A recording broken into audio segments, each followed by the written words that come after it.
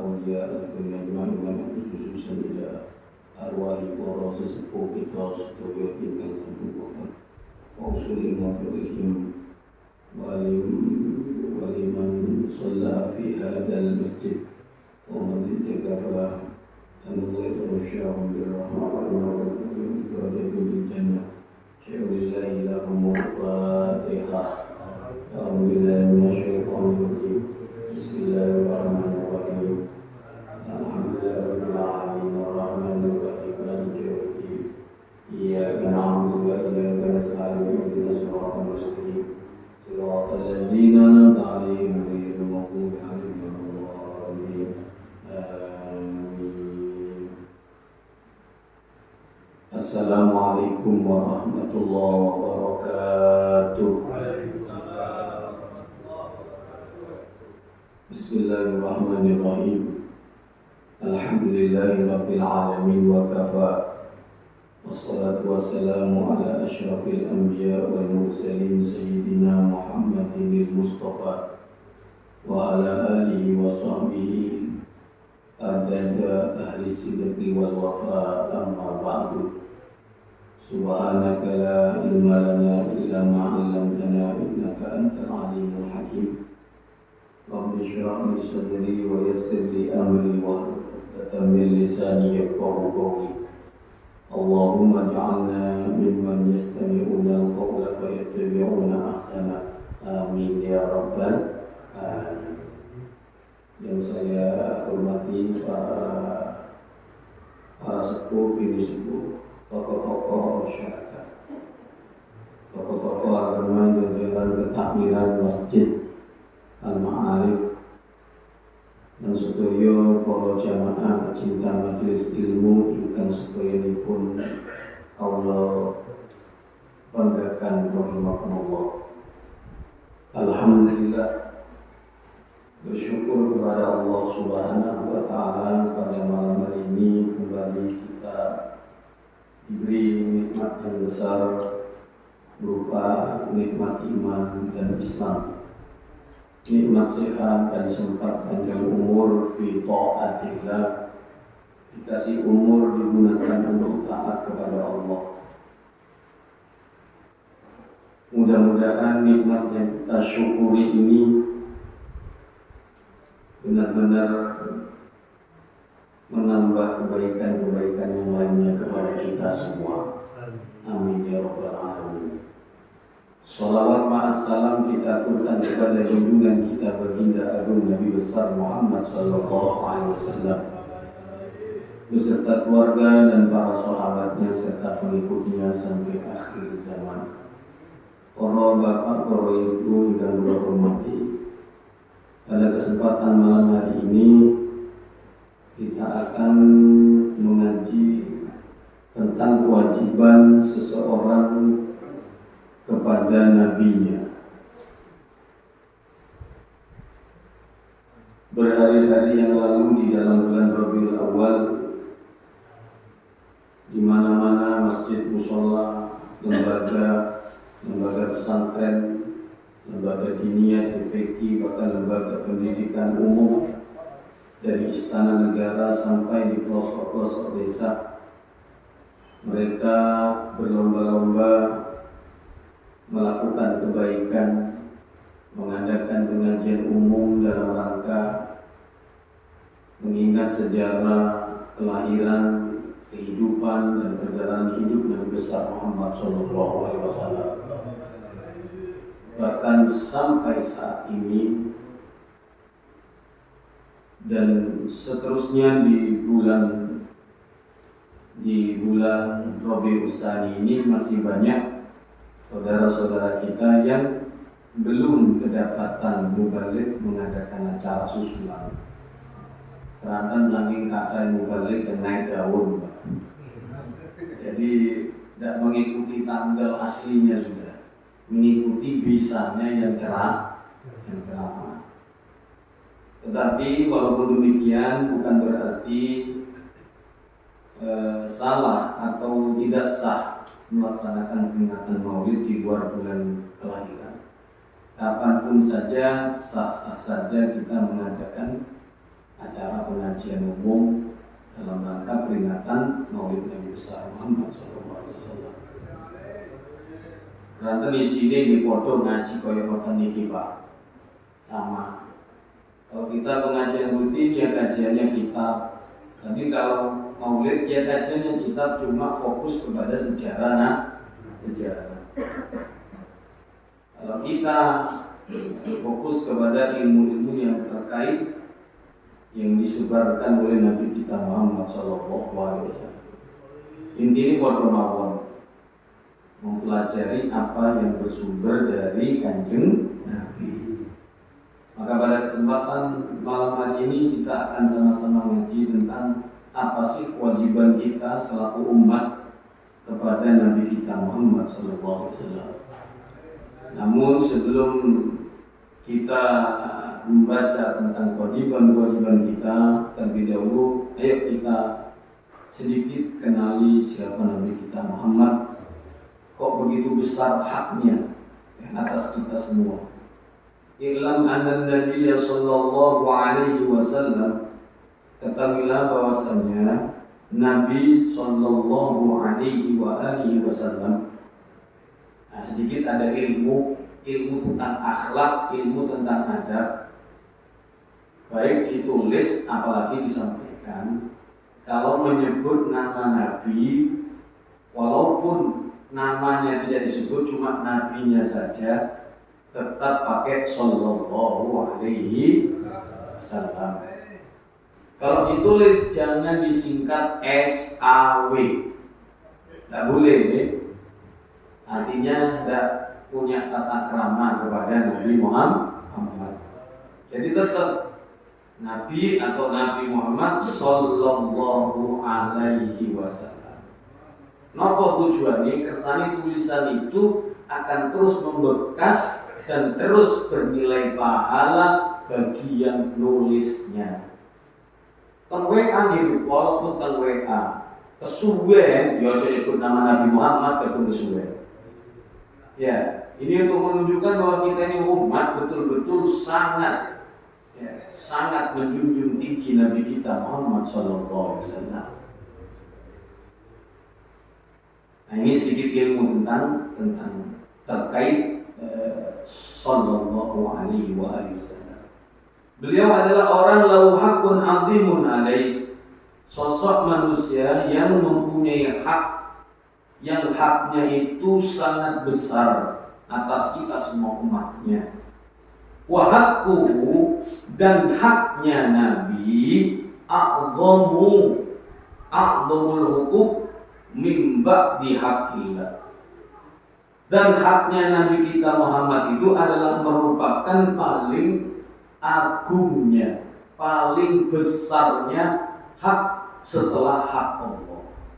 Apa hak Allah? Disembah. Apa hak Allah? Diminta. Apa hak Allah? Selalu disebut. Apa hak Allah? Selalu didekati, selalu bergantung, selalu bertawakal padanya, dan sebagainya yang terkait dengan hal-hal tersebut, yang terkait dengan kekuasaan Allah Subhanahu wa Ta'ala. Itu hak Allah. Lah hak Nabi Muhammad, apa di antara hak Nabi Muhammad? Ya, hak di antara hak Nabi Muhammad itu adalah kalau kita mengimani Allah, kita juga wajib mengimani Nabi Muhammad. Kalau kita mencintai Allah, kita wajib juga mencintai Nabi Muhammad. Kalau kita percaya kepada firman-firman Allah, juga wajib percaya kepada sabda-sabda Nabi Muhammad.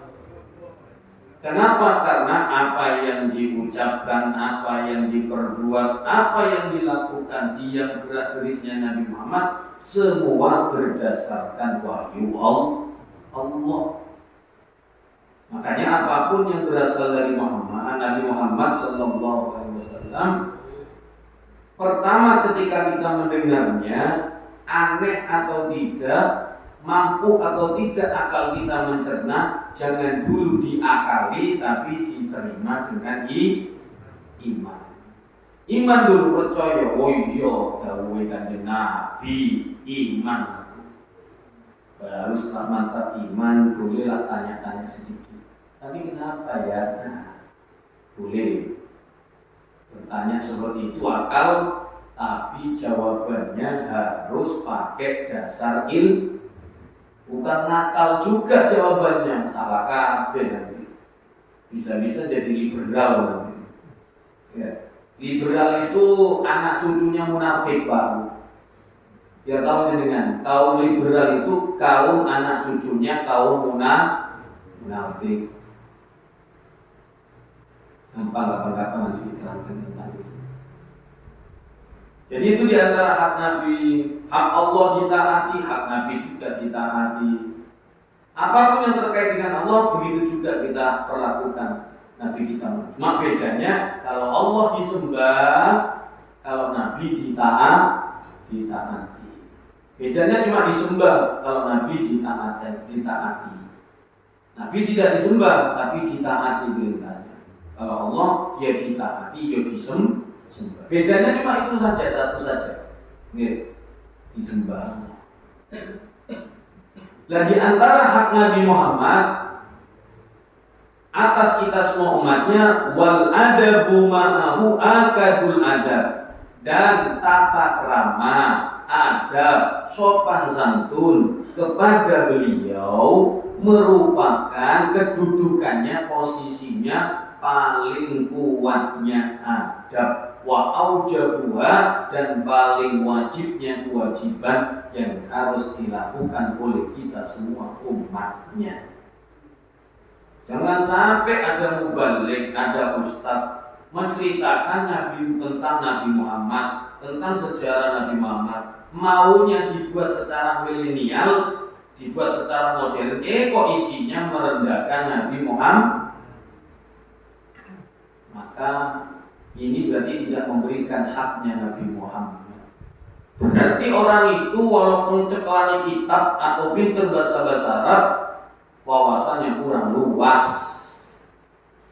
Ya, kalau sampai terucap dari lisannya ceritakan tentang sirah Nabi, sejarah Nabi, kok malah merendahkan Nabi. Contoh dulu pernah terjadi, Nabi itu disamakan sama anak kecil lainnya. Tidak sama. Kalau ada orang menceritakan Nabi itu ya podo biar cilik, koyo biasa ya, salah, Pak. Memang Nabi itu sama seperti anak kecil, tapi tidak seperti biasa perbuatannya anak kecil. Nanti kalau disamaratakan, Nabi itu ya podo kayak cilik, bentuk jambu, bentuk apa, ngawur ini, Pak. Iya, tidak tahu sejarah Nabi. Jadi kan kalau ingin belajar sejarah Nabi mulai kecil, ayo saya punya 100 episode tentang sejarah Nabi. Tak kira marah selama kita ngaji panjang sekali. Ya paling tidak kalau umpamanya setiap hari setahun selesai mungkin.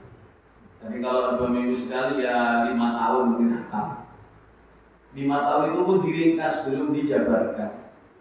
Intinya jangan sampai menceritakan tentang Nabi Muhammad maunya memudahkan bahasanya kepada anak-anak milenial, kok merendahkan. Salah satu contohnya seperti itu.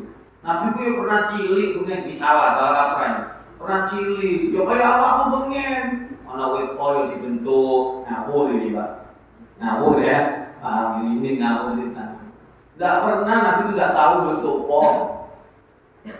Satu saya kasih cerita masa kecil Nabi ini. Oke. Kalau saya buka kitab kesuwen saya ambil sedikit saja.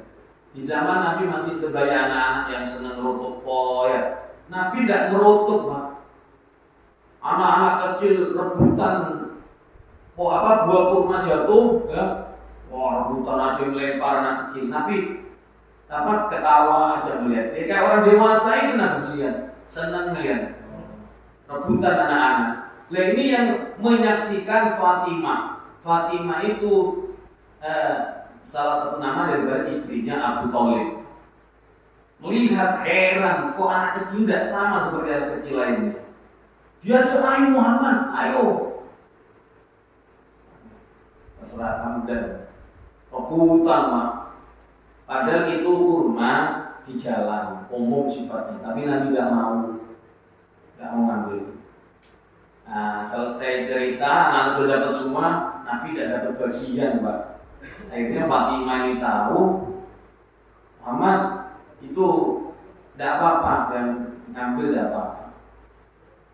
Apa yang dilakukan Nabi Muhammad? Dituding kurma niku mau, dituding nunduk kurma itu. Metegengen yang namanya Fatimah ini. Ono arek cilik duwe kekuatan supersonik atau kekuatan yang luar biasa. Nunduk kurma itu.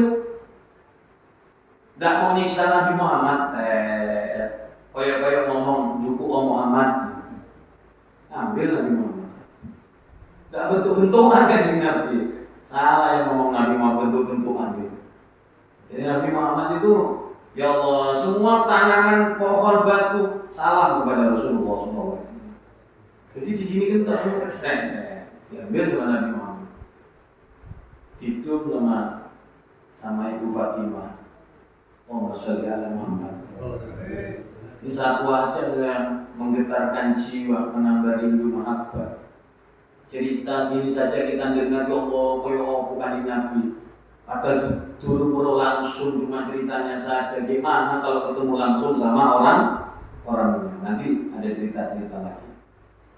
Jadi haknya Nabi Muhammad itu, kewajiban kita terhadap Nabi Muhammad adalah bagaimana kita beradab terhadap Rasulullah.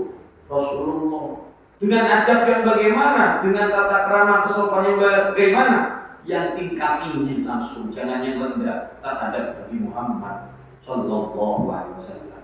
Contoh masalah sepele kayak tulisan, kan orang kalau tidak tahu Muhammad SAW, kan kayak sepele Pak. Tapi kalau orang itu adab, tidak mau pakai SAW. Apa SAW ini singkatan? Tulis Sallallahu Alaihi Wasallam. Dan itu manfaatnya untuk kita. Di dalam kitab diterangkan siapa-siapa yang menulis di kitab, termasuk WA lah, gitu. Sallallahu ala Muhammad atau Sallallahu alaihi wasallam, maka selama tulisan itu masih ada, terus pahalanya mengalir kepada yang menulis. Saking istimewanya kalimat tersebut. Wa huwa alladzi ata bidinil Islam. Mengapa sih kita kok begitu harus punya melaksanakan hak-haknya Nabi?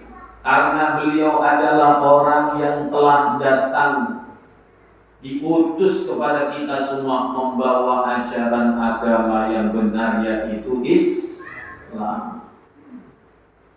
Wa biwasitatihi arafta rabbak, yang dengan perantaranya, sebab Nabi Muhammad, ya, sebab perantara Nabi Muhammad diutus mengenalkan, mengajarkan kepada kita Islam. Arafta rabbak, engkau mengenal Tuhanmu.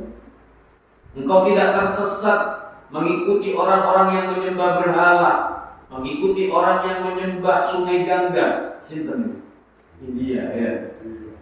Mengikuti orang yang menyembah bukit-bukit. Di zaman Nabi Musa itu, Pak, oh biasa bukit dipahat, disembah.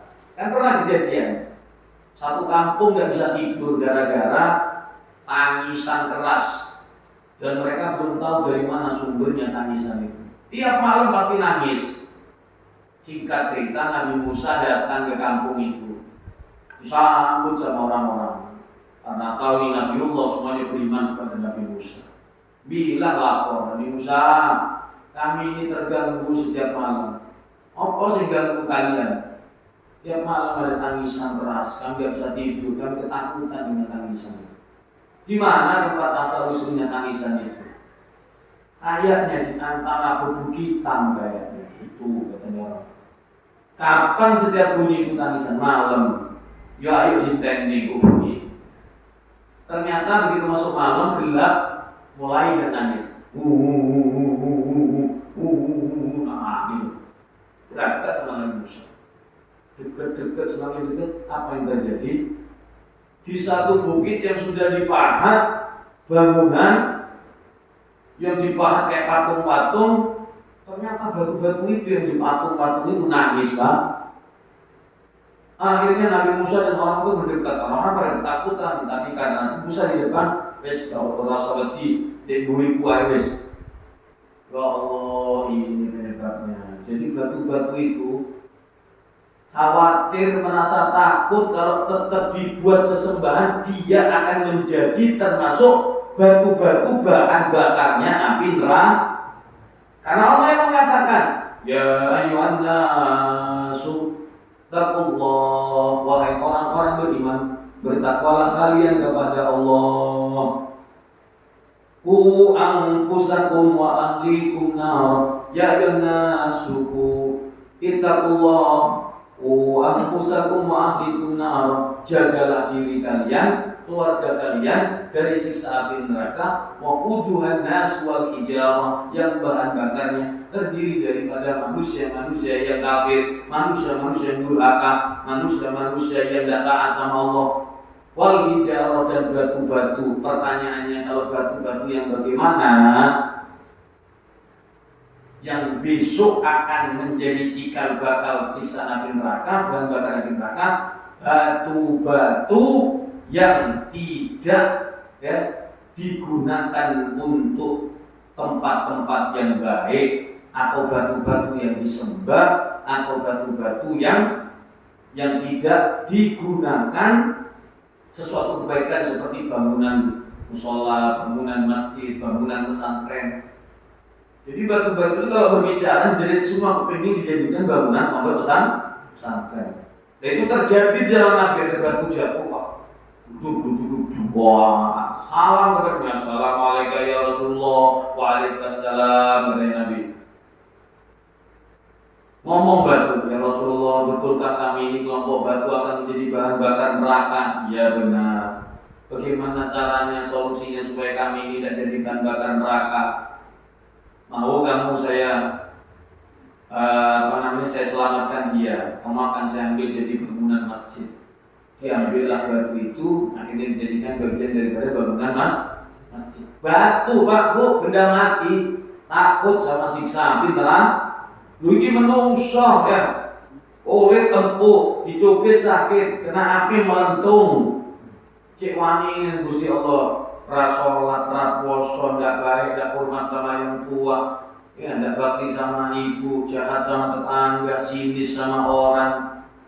Oh, kita ini berusaha, mudah-mudahan ndak sampai nginep di neraka. Kalau lewat pasti ya, kalau melewati neraka itu pasti. Panas tidaknya tergantung banyaknya amalnya kita nanti. Karena masing-masing kita ini pasti lewat Shiratal Mustaqim, jembatan yang membentang di atas neraka Jahannam. Panas tidaknya tergantung ya, sodaqoe sergap ya tidak panas, karena sodaqoe itu benteng dari jilatan api neraka. Makanya rajin-rajin sedekah. Lanjut deh. Akhirnya Nabi Musa munajat sama Allah. Nabi Musa kan terkenal punya mukjizat kalimullah. Sebenarnya dia suara pulau serat asli dari paras nih. Banyak yang keluar. Munajat, ya Allah, ya Rabb, izinkanlah aku bisa berdialog dengan batu itu. Singkat cerita, Nabi Musa mulailah berdialog kepada batu. Ya hai batu, tahukah engkau bahwa tangisan kamu selama ini membuat resah masyarakat? Ada gerakan apa kamu ini menangis?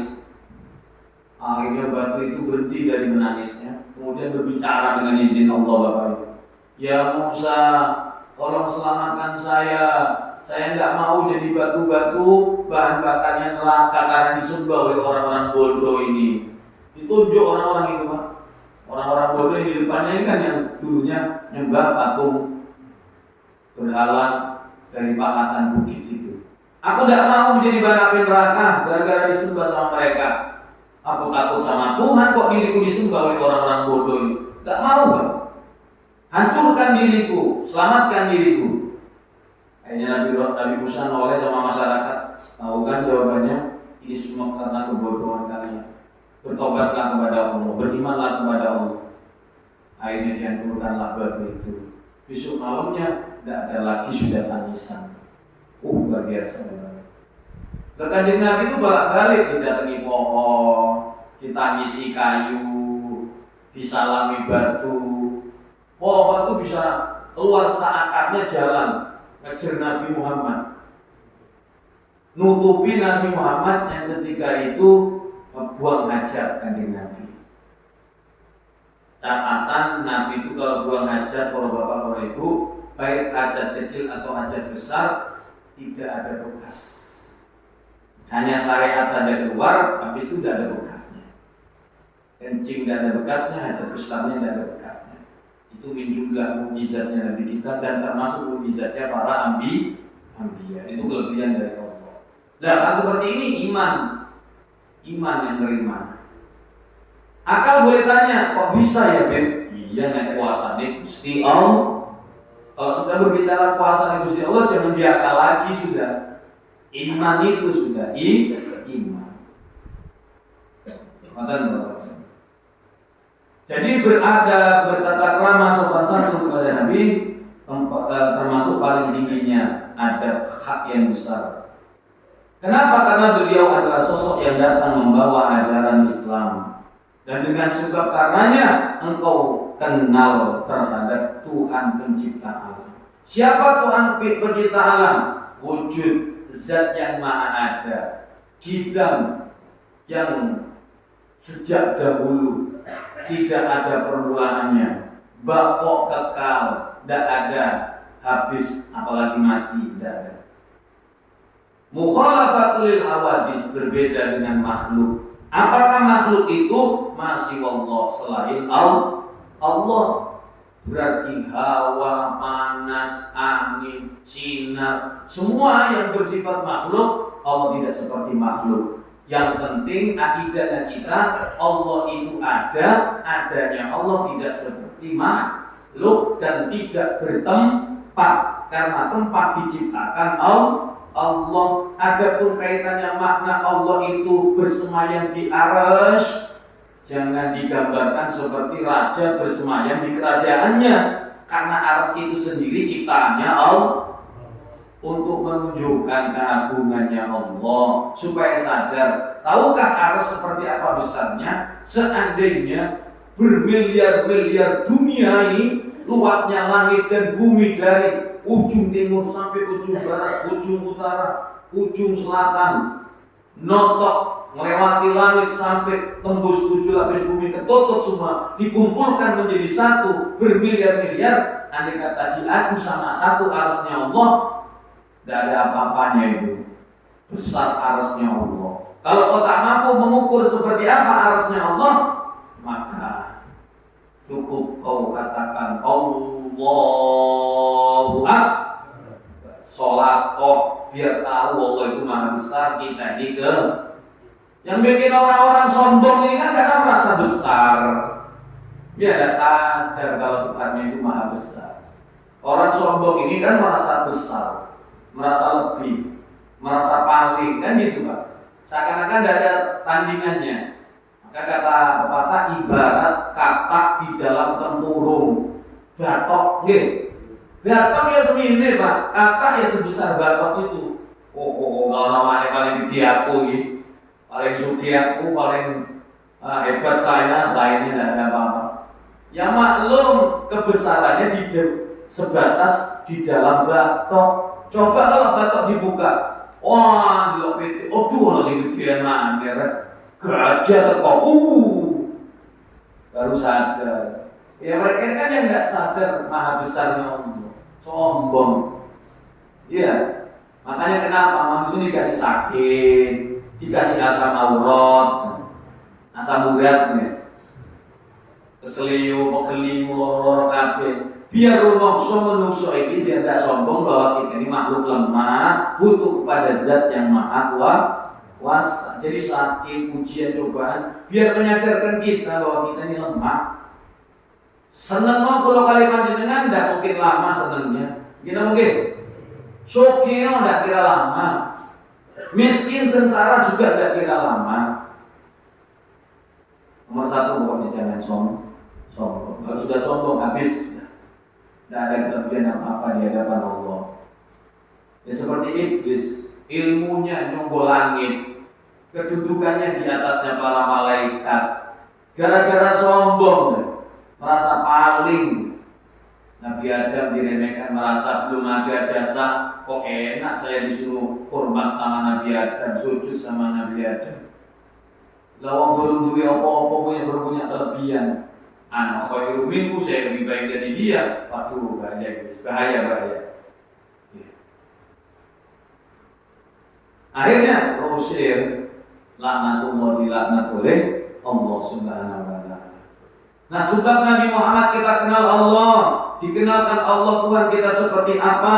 Bukan patung, bukan batu, bukan gunung, bukan pohon, bukan laut. Ya. Tapi tidak seperti itu semua. Dia ada, ya, Maha Agung, tidak seperti ciptaannya, tidak seperti makhluknya. Wa farraqta bainal haram. Dan siapa nabi kita? Orang yang dengan dakwanya mengajak kita supaya bisa membedakan di antara yang haram ini, yang halal itu, dan semuanya yang diajarkan Nabi Muhammad yang sudah kita sama-sama iman, yakin, dan kita amalkan. Walaupun itu melalui guru-guru kita, guru ketika masih kecil dilanggar di musola atau di sekolah, tapi pada hakikatnya itu semua bersumber dari Nabi Muhammad SAW. Wa innaka la taqdiru an tajziyau abadan, sesungguhnya engkau takkan pernah mampu selama-lamanya untuk bisa membalas jasanya Nabi Muhammad. Tidak kita mampu, Pak. Tidak usah Nabi Muhammad, sudah orang tua kita. Takkan pernah anak bisa membalas jasa orang tua.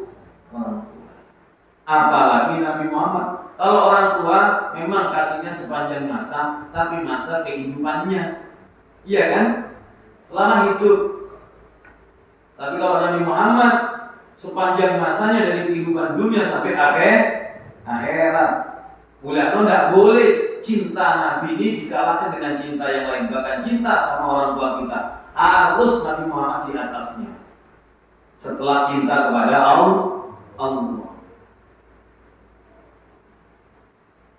Kalau sudah engkau tahu bahwa engkau tidak bisa membalas jasa-jasa Nabi Muhammad, perjuangan, pengorbanan, semua hidupnya dicurahkan untuk kita umat, maka fayajibu alaika, pertama kali yang wajib atas kita semua umatnya kepada Nabi Muhammad, antuhibbahu, agar mencintai Nabi Muhammad. Cinta yang bagaimana? Ghayatul mahabbah, cinta yang paling tinggi setelah cinta kepada Allah. Bagaimana sih cinta itu bebas? Cinta itu tidak kelihatan, tapi tanda-tandanya ada. Kalau mau belajar cinta ini, ya. Sebab selama ini, sementara ini betapa banyak orang lebih mencintai dunianya atau sesuatu yang terkait dengan dunia, seakan-akan mengalahkan cintanya kepada Nabi Muhammad SAW. Oh, cinta sama pacar, orang ketulungannya, berjam-jam dilewatkan masa-masa duduk bersama indah dengan kekasih.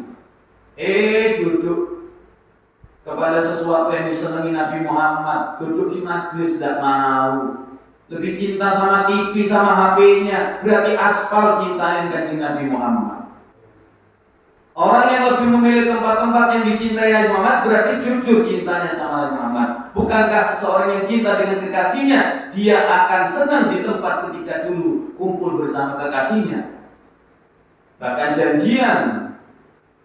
Maka apa yang disenangi Nabi Muhammad kalau kita cinta kepada Nabi Muhammad? Ya ini majlis seperti malam hari ini. Andai kata beliau ada hadir bersama kita, pasti beliau akan kumpul bersama kita. Karena kesenangan beliau kumpul ngaji, kumpul kebaikan. Makanya Imam Nawawi memberikan definisi, jujurkah atau tidak cinta kita kepada Nabi atau kepada kekasih kita Nabi Muhammad SAW? Nah ini 3 nih. Tanda jujurnya cinta ada 3. Kalau 3 ini ada, berarti teman cinta. Sidqul mahabbah ala salasati khisal. Jujurnya cinta itu ada pada 3 perkara. 1, saya baca dulu.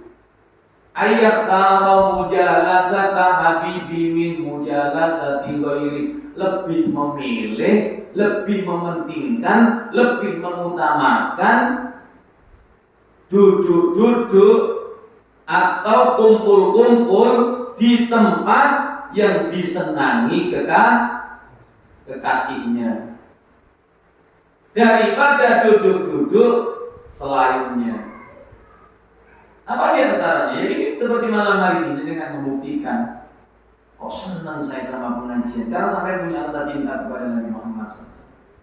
Karena tahu bahwa kalau Nabi itu pasti Nabi akan kumpul bersama kita. Mulai nonton Hadramut itu para bapak para ibu teng Hadramut Yaman, kota 1000 wadi. Itu kalau sudah ada perkumpulan maulid, ada perkumpulan majlis, utamanya di sana paling senang majlis maulid, Pak. Itu keluar semua. Wali-wali yang tidak pernah keluar dari kamar itu, yang tua-tua itu turun semua, masuk di masjid itu. Dan orang-orang yang berilmu di sana yang muda-muda karena tahu adab, yang tua-tua ditaruh di depan semua. Duduk di depan kasih bantal. Tidak iri anak muda. Kasih tempat yang terhormat, yang tua-tua.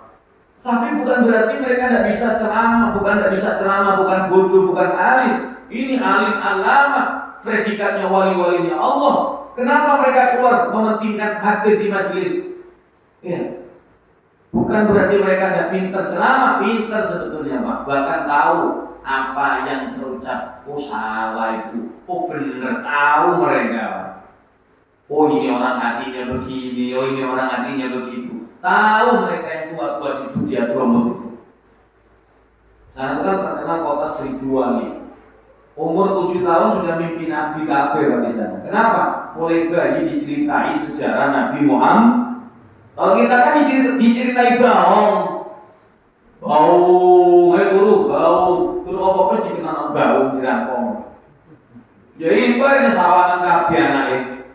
Tapi kalau di Hadramut itu ceritanya Nabi Muhammad.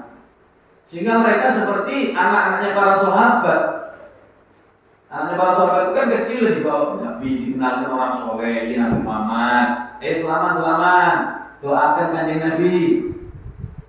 Dan di Yaman tuh begitu, Pak. Tidak ketemu Nabi karena zamannya jauh. Gimana caranya? Diceritakan mungkin kanjeng Nabi itu begini. Oh akhlaknya begini. Oh diceritakan sejarah Nabi. Yang mimpi kanjeng Nabi, rekamannya setiap hari yang didengar adalah cerita Nabi Muhammad. Kembali kepada cerita di Hadramut di Yaman. Jadi yang tua-tua ini orang alim semua, wali-wali ini Gusti Allah.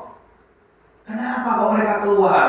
Padahal mereka sudah orang yang sudah setiap hari sudah hubungan baik sama Allah, menikmati cintanya sama Allah. Kenapa?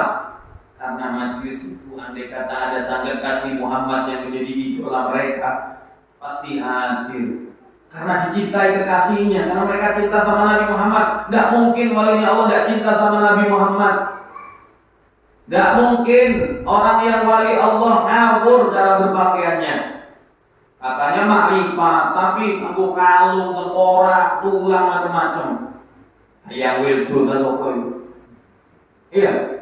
Omongannya makrifat hakikat, tapi merusak agama Islam semua yang dibahas nih, hancurkan Islam. Terus ditangkap itu pelecehan terhadap Islam itu. Bodohnya lagi ya banyak orang-orang yang kayak mendewakan atau yang kayak memuliakannya. Itu goblok namanya. Lewatan, nggak ngerti. Maaf, bahasa kasar goblok itu ya. Saking bodoh nih, tidak bisa bedakan. Wong cawetan tatuan apa? Ini kan? Ya kalau tatuan